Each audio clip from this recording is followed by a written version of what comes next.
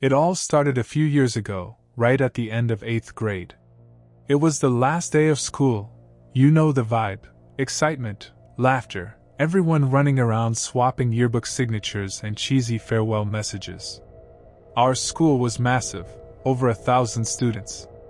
So, to keep things under control, the teachers collected our yearbooks and passed them around to different classrooms. Anyone could write in anyone's book. Sounds fun, right? But of course, that left room for some kids to write mean or creepy stuff. I'd heard about it happening. At the end of the day, I got my yearbook back. I flipped through the pages, smiling at the goofy messages from my friends. But then, something stopped me cold. There was a signature under the photo of a guy I didn't even recognize. His name was Samuel Robinson III. And what he wrote was unsettling. "Hags, I'll be seeing you again." It was close to 2 a.m. when we heard it, a loud knock at the storm door. It wasn't random.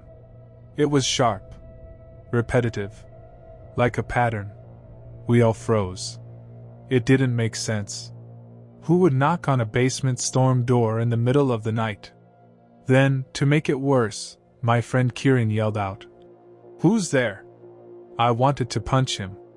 Now whoever it was knew we were down there. A long pause. Then, a muffled voice.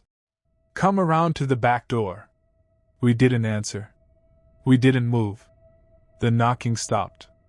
Eventually, we fell asleep. Tried to act like it didn't happen. Later, I found out something terrifying. That kid, Samuel Robinson, was expelled from school months before the year ended. He should never have been in the building.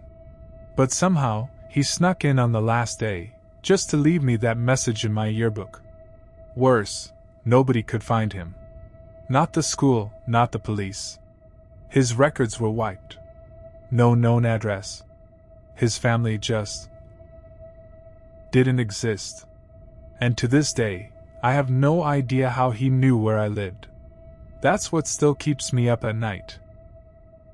Let me tell you something about my friend Garrett. He's the type of guy who thinks being aggressive is a personality trait.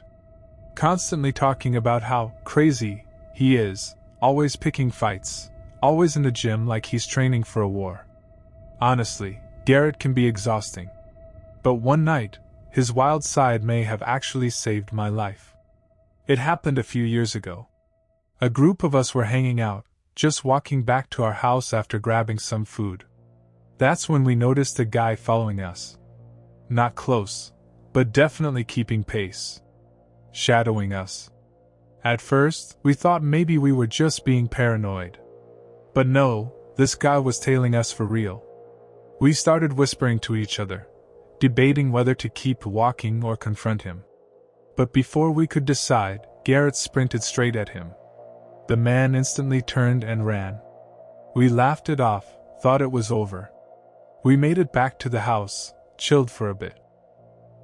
I don't even remember what we were doing.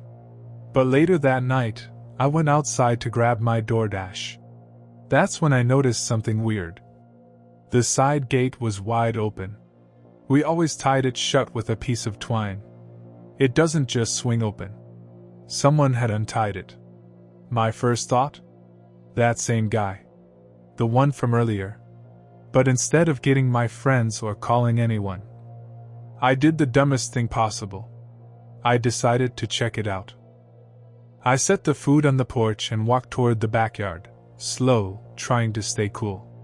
I turned the corner, and bam, I felt a rope wrap around my neck. I couldn't scream. I couldn't breathe.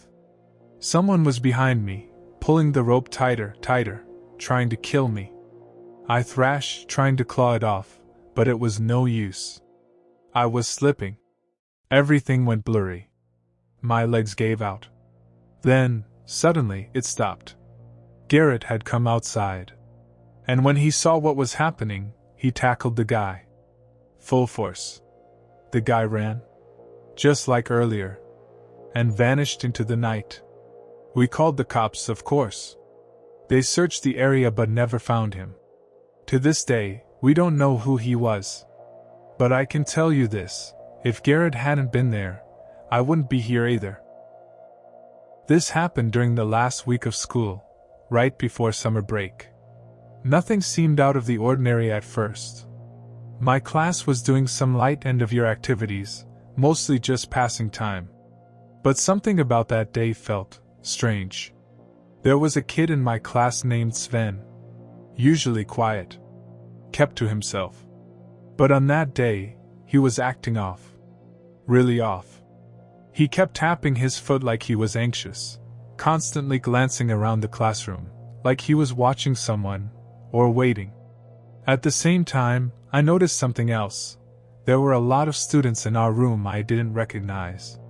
Sure, classes sometimes got mixed up at the end of the year, but this many new faces? It didn't feel right. Then, our teacher, Ms. Bell, walked over to her desk and quietly picked up the classroom phone. She turned her back to us as she whispered into it. Moments later, another teacher appeared at the door. They spoke in hushed tones outside. The vibe in the room completely shifted. Something wasn't right, and Ms. Bell looked nervous. A few minutes later, both teachers came back in and started approaching specific students. Not saying anything aloud, just whispering quietly. Those students stood up and silently followed the teachers out into the hallway. No one said a word. Ms. Bell returned alone and sat at her desk like nothing had happened. And then, the fire alarm went off. She didn't seem surprised. She calmly told us to line up and head outside. Out on the field, surrounded by other students, I turned back and looked at the school building, just out of habit. That's when I saw it. A shadow, moving behind one of the second-story windows. It was quick. Just a flicker. But I know what I saw. The school was supposed to be empty. And then came the sirens. Multiple police cars rushed into the parking lot. Officers jumped out and ran straight into the building. We weren't told anything, just to stay calm. Later, we were told school was being let out early. No buses. We had to call our parents. The truth came later. My parents told me that a group of kids who didn't even go to our school had somehow gotten inside. The rumor was that they were planning something violent, maybe even to set the school on fire. Ms. Bell had reportedly found disturbing tools in one of the kids' bags. But the most terrifying part, the rumor was that Sven had let them in, through the side fence during recess. I never saw him again after that day. And honestly, I hope I never do.